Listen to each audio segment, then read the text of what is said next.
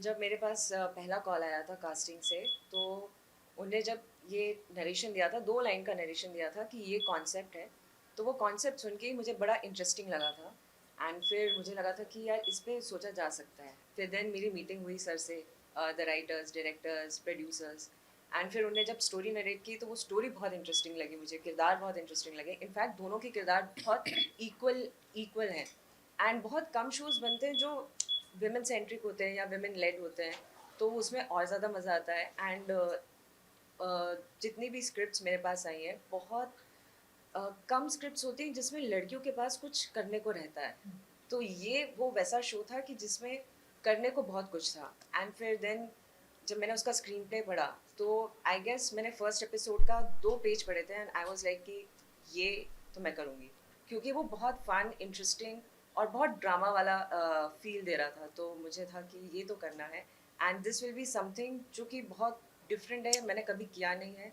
और इतने सारे शेड्स हैं उसमें, जो माया का किरदार है and it's like completely different. जो कनिंग है, कौन आर्टिस्ट है, मीन है, एट द सेम टाइम वो कहीं ना कहीं वो सॉफ्ट भी है, वो अपनी फैमिली को लेकर सॉफ्ट है। वो भले ही दुनिया के लिए एक कनिंग आर्टिस्ट है, कौन आर्टिस्ट है, लेकिन एक सॉफ्ट साइड भी है उसका। तो ये बहुत लेड कैरेक्टर था, तो मुझे एक्साइटमेंट तो थी कि हाँ ये मुझे करना है। You're absolutely right. वो संध्या का जो किरदार है वो एक पुलिस अफसर तो है ही, पर साथ साथ में जैसे वो क्रिमिनल्स को तो चेज कर ही रही है, माया और बाकी दूसरों को भी, पर उसकी अपनी भी पर्सनल स्ट्रगल है, whether it is with her identity, her situation, her standing in society, the fight that she has to do to make her own space in a man's world, to be taken seriously. क्योंकि ये चीज़ें, ये संघर्ष जो है, तो अब उसी को वो फेस कर रही है, और डे टू डे लाइफ में आप उसकी जर्नी देख रहे हैं।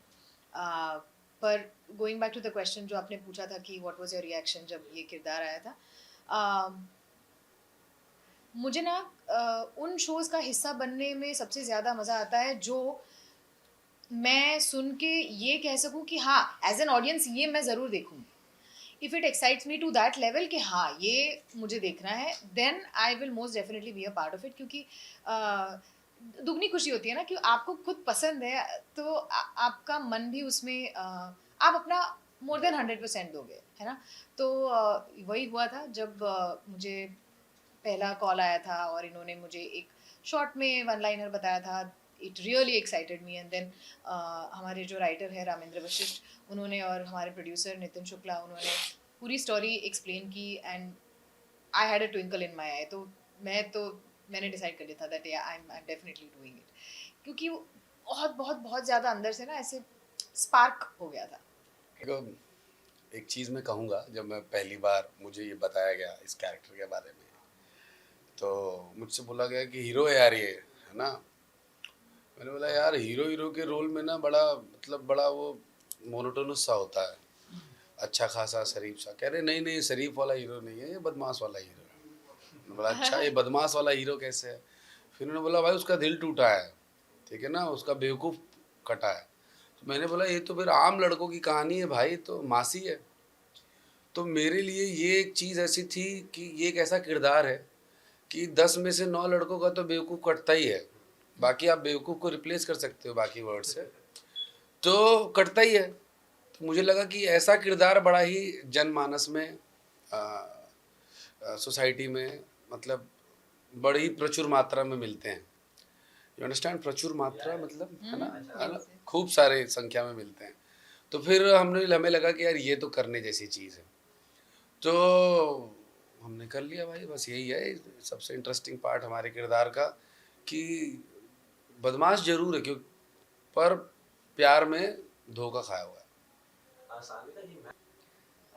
तो जब हम रीडिंग पे बैठते थे तो I was very very nervous कि इसको मैं कैसे करूँगी, कैसे क्रैक होएगा। एंड ऑनेस्टली कोशिश मेरी पूरी रही है। अब मेरे साथ ये होता है कि जब आप सेट पे जाते हो, वो कॉस्ट्यूम में रहते हो, वो माहौल में रहते हो, तो समहाउ वो चीज़ अपने आप हो जाती है। देर इज़ नो ऐसा कुछ लोग बोलेंगे कि बहुत मेथड एक्टिंग करते हैं, ये रिसर्च की वो रिसर्च की, ऐसा मैं कुछ नहीं बोलूँगी। समहाउ मेरे साथ ऐसा है कि जब आप वो परफॉर्म करते हो इन द मोमेंट वाली वो चीज़ रहती है एंड इट जस्ट हैपेंस। उसका कोई लाइक रीज़न मैं नहीं दे सकती या उसका कोई एक्सप्लेनेशन नहीं दे सकती, जस्ट हैपेंस या। मुश्किल था, लेकिन एक बहुत ही अच्छी बात ये है कि इस शो की जो लिखावट है ना वो बहुत अच्छी थी। तो हमारे राइटर राम सर ने बहुत बढ़िया काम किया है। इन लोगों Actually. ने जो कंसीव किया था उससे half the battle was one, मतलब बहुत हेल्प हो गई उससे। एंड बाकी की जो हेल्प हमें चाहिए थी वो उन्होंने हमारे साथ अच्छे से टाइम स्पेंड करके, हमने जब रीडिंग किया तो पूरी टीम ने हमें बहुत अच्छे से दिशा दी, एक माहौल बना के दिया। और किस मतलब उन्होंने जो पूरी दुनिया का सर्जन किया था अपने मन में, उसको लिटरली हमारे सामने प्रस्तुत किया। और हाँ नहीं नहीं, हाँ, उसको हमारे सामने प्रस्तुत किया। एंड वहाँ से फिर वो क्यू लेकर उस चीज़ को हमने निभाने की कोशिश की है। So I am actually very thankful कि जिस तरीके से इन्होंने पूरी यूनिवर्स को कंस्ट्रक्ट किया है, तो वो सबसे बड़ी हेल्प थी। एंड सान्विकाज राइट, जब आप सेट पे जाते हो ना, जो सेट होता है, किरदार होते हैं, आप फिर उस कॉस्ट्यूम में आते हो, तो it's like you are manifesting that character at that point. तो जितनी भी बाकी की कमी थी वो वहाँ पूरी हो जाती है। And then of course you bring your best to that character, समझ के। तो वही चीज़ थी। Yes, I think it is very important because it's not like कि हमारी असली ज़िंदगी में ऐसे किरदार नहीं हैं. Of course, there are amazing sheroes around us जो अपनी अपनी फील्ड में बहुत कामयाब है और जिन्होंने बहुत कुछ अचीव किया है, जो जिनसे हमें बहुत कुछ सीखने को भी मिलता है. I have met several women in civil services, in other entrepreneurs and such. तो उनकी कहानियां हैं जो हमें पर्दे पर अ, इतनी देखने को नहीं मिलती है। हमारे शो का एक यूएसपी में यही कहूंगी कि it's not just a women led show जिसमें वो कहते हैं ना कि women in a lot of shows are generally थोड़ा वुमन कैरेक्टर को ऐड करना है, उस चीज की कमी है, इसलिए विमेन कैरेक्टर लिखा गया है। की तरह ही पेश कर किया जाता है सारा। यस, तो वो एक्सेसरी की तरह यूज़ किया जाता है। हमारे शो में थैंकफुली वो चीज़ बिल्कुल नहीं है। It is out and out a story of two women, two characters जिनकी अपनी स्ट्रगल है, पर्सनल भी, जिसको वो मनूवर कर रही है। साथ साथ ऑफ कोर्स जैसे संध्या मेरा कैरेक्टर, वो प्रोफेशनली भी उस चीज़ को मनूवर कर रही है। And it is very very essential कि विमेन लेड, क्योंकि मैन लेड स्टोरीज तो हम हर बार देखते ही हैं, विमेन लेड स्टोरीज को दिखाना बहुत बहुत ज़रूरी है। And I am thankful to our producers and Hungama OTT जिन्होंने ये कॉन्शियस चॉइस ली है। And of course Hungama OTT की और भी स्टोरीज ऐसी है जो विमेन लेड है, similar to our show. So yeah thankful for that. मेरा आई वर्क ऑन इंट्यूशन। तो जब मुझे कोई स्टोरी सुनाई जाती है तो पहला जो फर्स्ट थॉट आता है, आई गो अहेड विद दैट। ज़्यादा आप लॉजिक लगाओगे कि ऐसा है वैसा है, आप बहुत कंफ्यूज होते हो एंड फिर at the end of the day वो प्रोडक्ट जो है आप उसमें लाइक 100% नहीं दे पाते हो। दूसरा माई थॉट हैज़ बीन कि मुझे लीड करना है, ठीक है, एंड कुछ ऐसे कैरेक्टर्स करने हैं जिसमें लड़की के पास कुछ करने को हो, एज अ जैसे पूजा ने बोला वो प्रॉप जैसे इस्तेमाल ना हो कि मतलब 2 गाने कर लिए, एक सीन कर लिया, या सिर्फ लड़के को सपोर्ट करने में है। उसकी खुद की भी एक जर्नी होती है, खुद की भी एक स्टोरी होती है।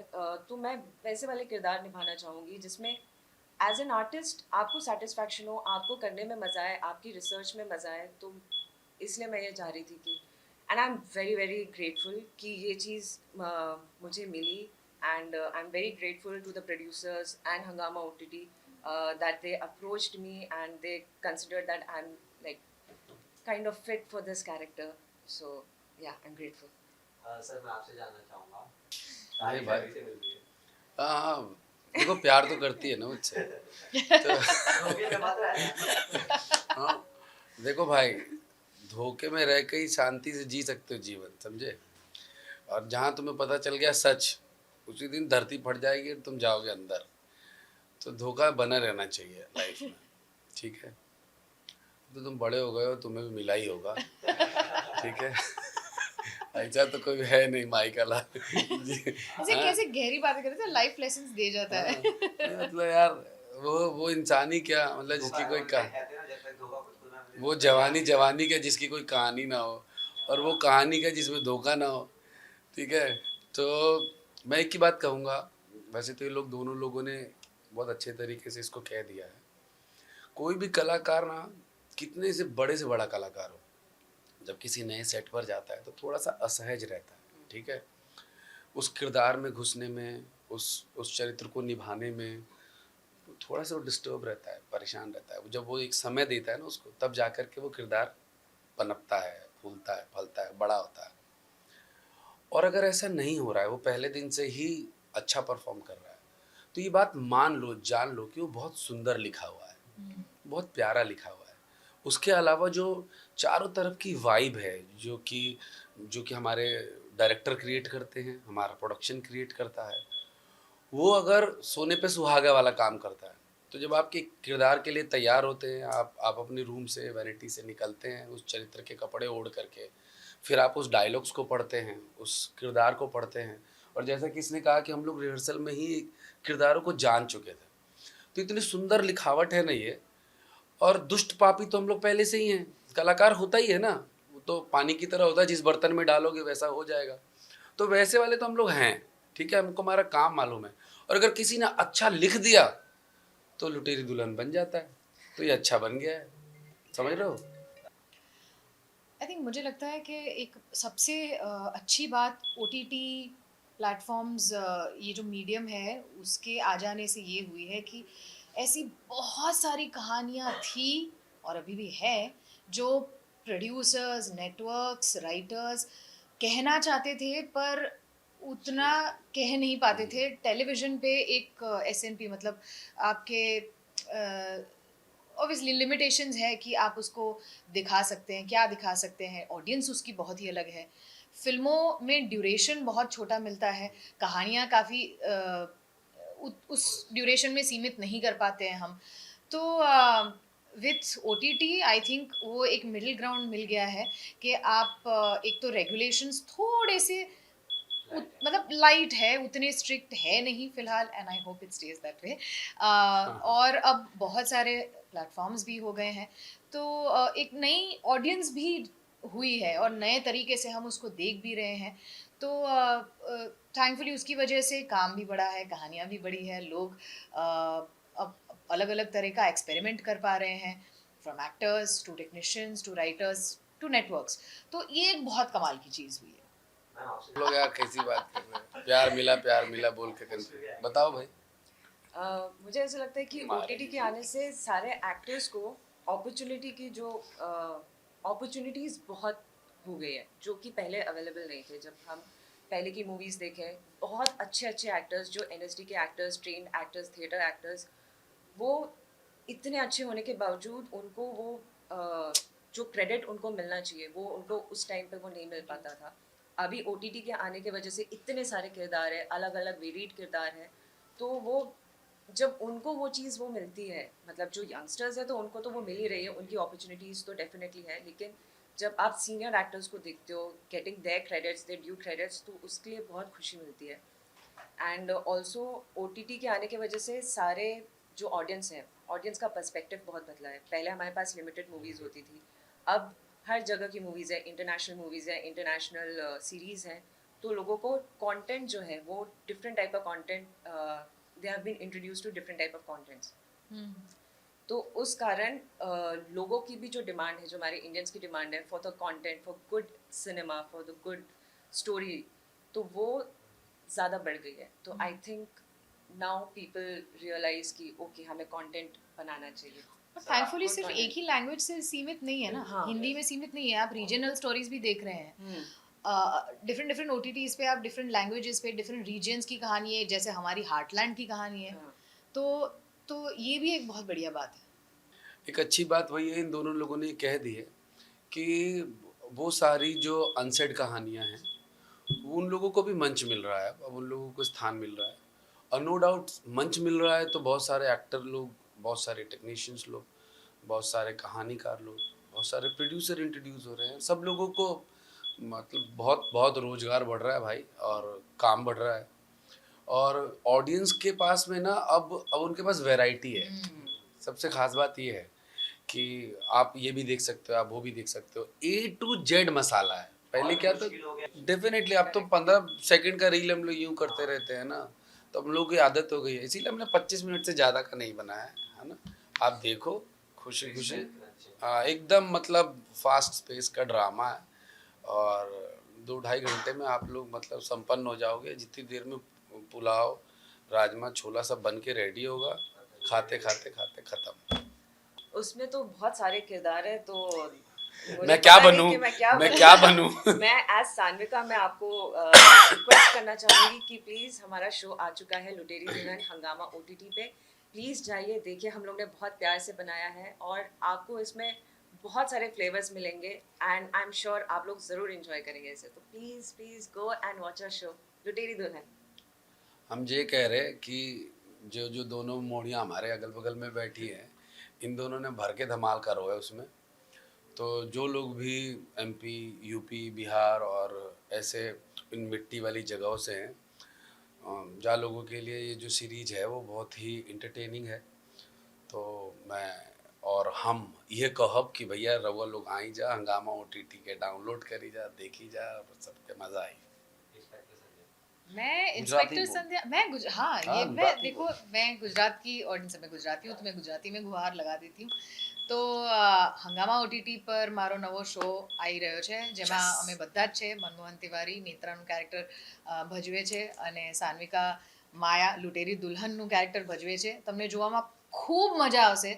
જુઓ, સ્ટ્રીમ થઈ ગયું છે, ઓલરેડી લાઈવ છે. બસ તમે તરત જઈને જુઓ, બહુ જ મજા આવશે. 25 મિનિટના નાના નાના એપિસોડ છે, એટલે ખાતા ખાતા તમે ફટાફટ પતાવી દો. Nice nice. यस, मजा आ गया। Thank you so much. Thank you, thank you, Thank you thank so you, much. Thank you.